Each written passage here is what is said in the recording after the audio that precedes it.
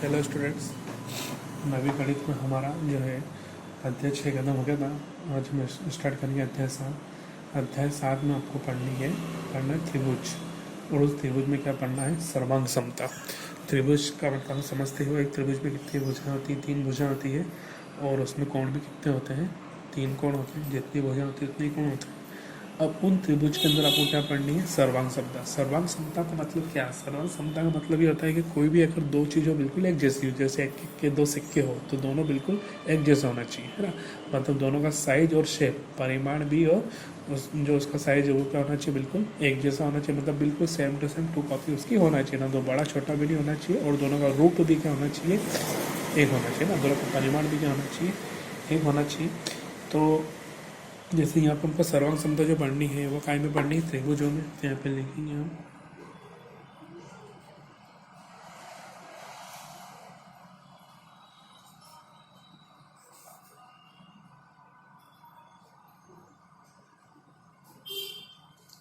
त्रिभुजों में सर्वांग समता। जैसे मान लिया हमने यहाँ पे 2 त्रिभुज बना लिए, ए बी सी, ये हो गया आपका पी क्यू आर। तो यहाँ पे दोनों का रूप एक जैसा होना चाहिए, है ना। मतलब अगर कोण एक जैसा बनेगा तो रूप ऑटोमेटिक एक जैसा हो जाएगा, और दोनों की साइज भी एक जैसा होना चाहिए। साइज मतलब अगर भुजा हमने बराबर बनाई तो दोनों की साइज भी सेम रहेगी। जैसे मान लो ए बी किसके बराबर है, इस पी क्यू के, है ना। तो ए बी बराबर हो गया पी क्यू। फिर बी सी भुजा किसके बराबर है, क्यू आर के। यहाँ पर लिख सकते हैं अपन बी सी बराबर क्यू आर। और लास्ट में ए सी, ये भुजा किसके बराबर है, पी आर के। तो लिख सकते हैं ए सी बराबर पी आर। ये तीनों भुजा आपस में बराबर होना चाहिए। और तीनों कोण, कोण मतलब कोण ए किसके बराबर हो, कोण पी के। तो ये कोण का चिन्ह लगाया, कोण ए बराबर कोण पी। फिर कोण बी बराबर किसके हो, कोण क्यू के। तो कोण बी बराबर कोण क्यू। फिर कोण सी किसके बराबर हो, कोण आर के। तो लिख देंगे हम सी बराबर। तो तीनों भुजाएं, तीनों कोण आपस में बराबर हो तो वो त्रिभुज क्या होते हैं, सर्वांग समता, सर्वांग सम होते हैं। तो ये आपको लिख दिया त्रिभुज ए बी सी और त्रिभुज पी क्यू आर। इन दोनों के बीच में ये चिन्ह लगा देते तो ये क्या बन जाता है, सर्वांग सम का चिन्ह होता है। इसको बोल सकते हैं अपन त्रिभुज ए बी सी सर्वांग सम त्रिभुज पी क्यू आर के। अब यहाँ पे सर्वांग समता की कुछ कंडीशंस होती है ना। तो यहाँ पे लिखते हैं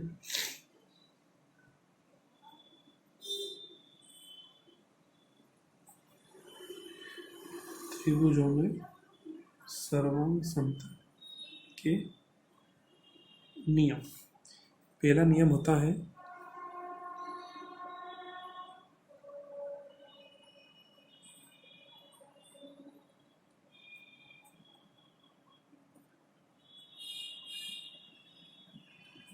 भुजा कोण भुजा, मतलब साइड एंगल साइड। एस मतलब साइड, साइड मतलब भुजा, ए मतलब एंगल, एंगल मतलब कोण। ये पहला नियम है, कोण भुजा कोण भुजा। अब इसको कैसे समझेंगे हम, जैसे हमने 2 त्रिभुज बना दिए।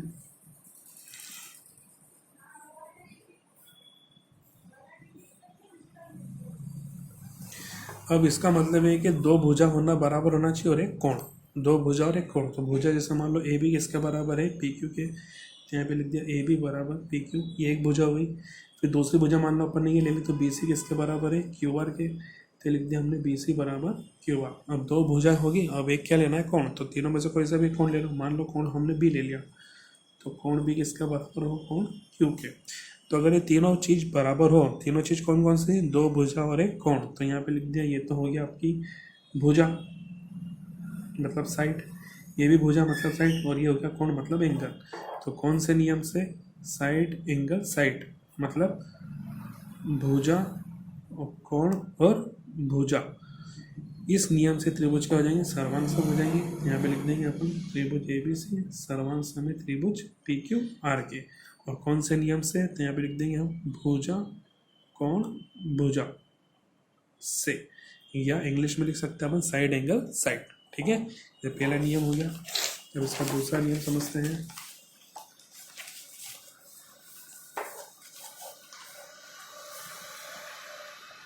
दूसरा है कोण भुजा कोण, मतलब कोण मतलब एंगल, तो एंगल साइड एंगल। अब पहले 2 भुजा और एक कोण था, हम यहाँ पे 2 कोण और भुजा रहेगी। तो इस नियम को समझते हैं हम। ये हो गया ए बी सी, ये हो गया पी क्यू और आर। तो यहाँ पे हमें दो कोण लेने हैं, तो मान लो ये कोण ए किसके बराबर हो गया, कोण पी के, तो लिख दिया कोण ए बराबर कोण पी।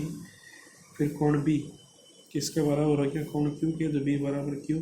अब आपने दो कोण ले लिया है, अब आपको क्या करना है, एक भुजा लेनी है, तो भुजा मान लो आपने ए बी ले ली, तो इधर से ए बी, तो इधर से कौन से आएगी, पी क्यू। तो ये हो गया आपका कोण मतलब एंगल, ये भी हो गया कोण मतलब एंगल, ये हो गई भुजा मतलब साइड। तो कौन सा नियम लग गया यहाँ पे, कोण भुजा कोण मतलब एंगल साइड एंगल, कोण भुजा कोण। तो इस नियम से त्रिभुज क्या हो जाएंगे, सर्वांग हो जाएंगे। तो लिख देंगे हम त्रिभुज ए बी सी सर्वांग में त्रिभुज पी क्यू आर के, कौन से नियम से, एंगल साइड एंगल या कोण भुजा कोण से। ठीक, ये दूसरा नियम हो गया। अब इसका तीसरा और आखिरी नियम है भुजा भुजा और भुजा मतलब साइड साइड साइड। अब इसमें क्या होगी, आपकी तीनों ही साइड बराबर होगी, तीनों भुजा बराबर होगी। तो हमने त्रिभुज बनाया ए बी सी और ये हो गया आपका पी क्यू और आर। तो ए बी किसके बराबर है, पी क्यू के, तो ये लिखते हैं ए बी बराबर पी क्यू। फिर बी सी किसके बराबर है, क्यू आर के, तो लिख दिया बी सी बराबर क्यू आर। और लास्ट में ए सी किसके बराबर है, पी क्यू के, पी आर के, तो लिख दिया ए सी बराबर पी आर। तो ये भी भुजा है, ये भी भुजा है, ये भी भुजा है। तो यहाँ कौन सा नियम लिख दिया, भुजा भुजा भुजा, साइड साइड और साइड। तो त्रिभुज जो आपका ए बी सी है वो सर्वांग सम हो जाएगा त्रिभुज पी क्यू आर के, कौन से नियम से, साइड साइड साइड या फिर भुजा भुजा भुजा से।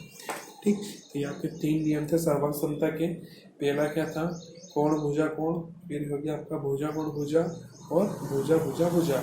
कोण भुजा कोण में दो कोण और एक भुजा बराबर हो, भुजा कोण भुजा में दो भुजा और एक कोण बराबर हो। और आखिरी नियम है इसका भुजा भुजा भुजा मतलब तीनों भुजाएं क्या हो, बराबर है। तो इन तीनों में से कोई सा भी एक नियम अगर अप्लाई हो जाता है, सिद्ध हो जाता है, तो त्रिभुज ऑटोमेटिकली क्या हो जाएंगे, सर्वांग सम सिद्ध हो जाते हैं। तो आपको जो 7 चैप्टर पढ़ना है ये उसका बेसिक नियम थे जो हमें समझना जरूरी थे, ये समझा दिए है। आप इनका अच्छे से रिवाइज कर लें और अगले वीडियो में हम इसके लिए प्रश्नवाली शुरू करेंगे। Thank you.